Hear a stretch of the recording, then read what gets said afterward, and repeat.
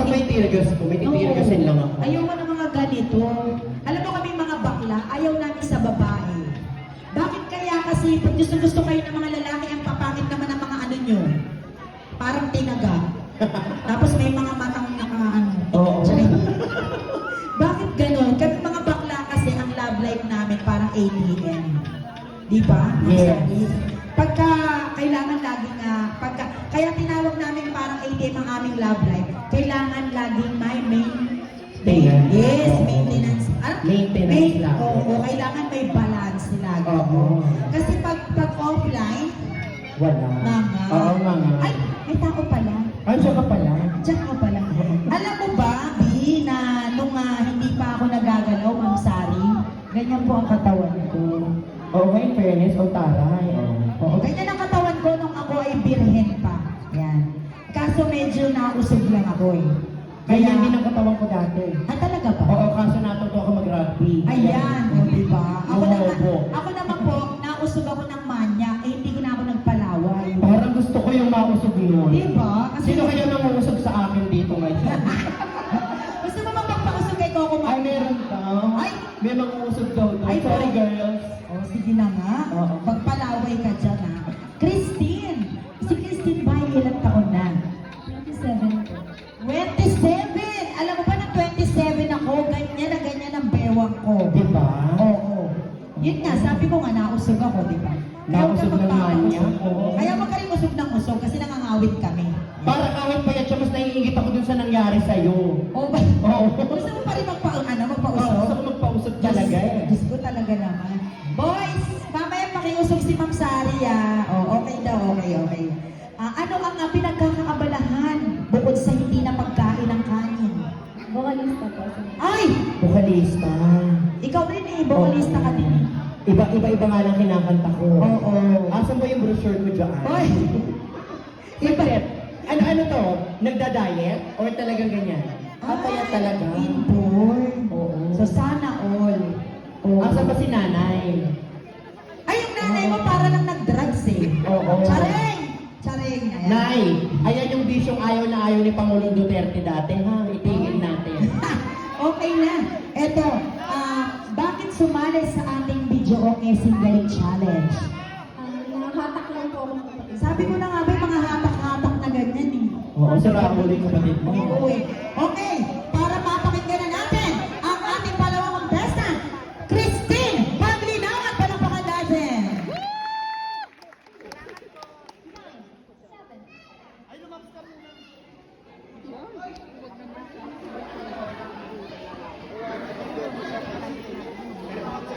Ma, ano yung dalawa na? Ang dalawa sa akin. Ma, ano yung dalawa? Bigyan mo ng pansit yung mga lalaki.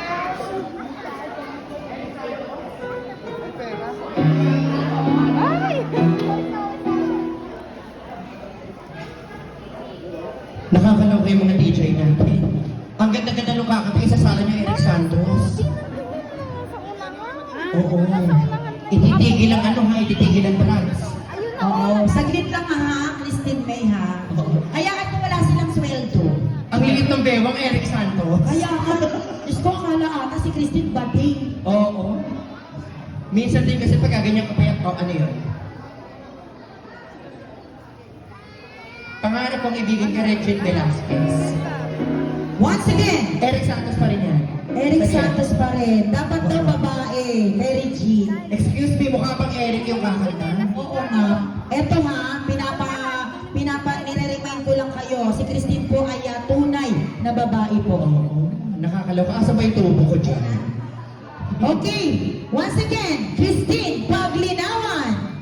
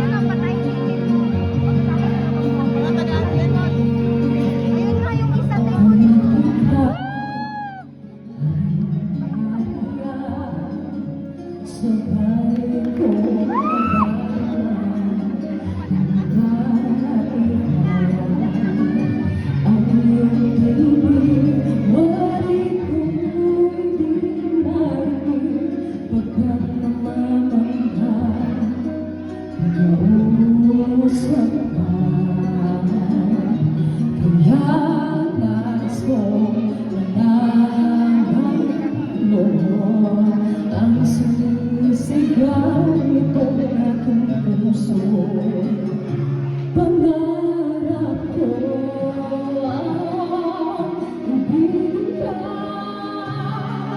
at sa habang panahon ikaw ay magkasama.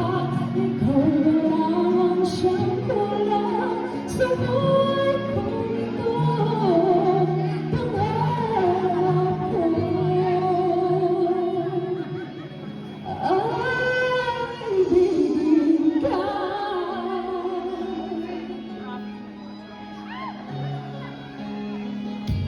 Ikaw kaya ang nais din, akong makapiling ang ibigin. O kaisa lang namang isipin na tayong dalawa ay isa ang damdamin. Aking hinihiling lang sabihin mo ang nilalaman ng iyong puso. Pangarap ko ay ibigin ka, at sa habang panahon ikaw ay magkasama. Ikaw na lamang siyang kulang sa buhay kong ito. Pangarap ko ay ibigin ka.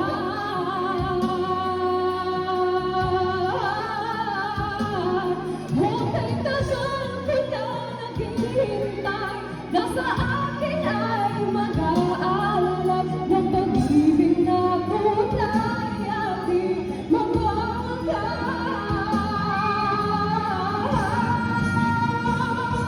Pangarap ko ay ibigin ka, at sa habang panahon ikaw ay magkasama. Ikaw lamang siyang kulang sa buhay kong ito. Pangarap ko ay ibigin ka.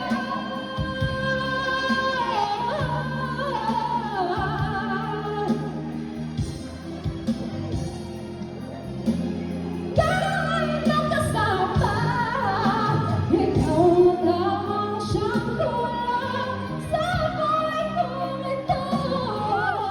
Pangarap ko, pangarap ko,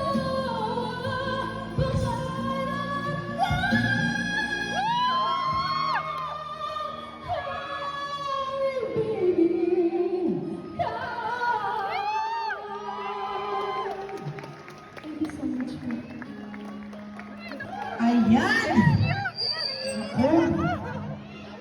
Christine, pumanik ka muna doon, Christine. Grabe. Alam niyo po ba, para lang sa kaalaman niyo lahat, si Christine po ay may trangkaso. Yan po. Alam niyo po ba ang pinanalo niyang kanta sa Grand Villas nung first night natin? Ay She's Gone. Siya po ang kumanta ng She's Gone. Kaya po siya nanalo. Ngayon po, talaga pong mainit pa po siya, no? Nilalagnat pa po siya. Pero para sa ating lahat at sa Jimena C Foundation, siya po ay nakarating. Thank you so much. Palakpakan naman natin. Si Kathleen. Thank you so much. Kasi na Christine. Ayan. Grabe. Ang ganda-ganda naman itong babae na to. Ang sarap purutin ng mukha. Magpahinga ka muna dyan, Christine, at mag-biogesic ka. Char. Ingat. O ayan, wait lang daw, Oira. Magpakilala ka muna kasi hindi ka nagpakilala. Ayan, dahil late ako, pasensya na po. Ha, ako nga po pala si Ate Oira. Siyempre, taga-proper po ako. Ay, sa mga baby ko dyan, no, sa ate, mga shatulo ladies dyan, yan, mga taga-ano yan, tagayan ko yan nung nakaraan. Oo, at tayong mga taga-amigas dyan, mga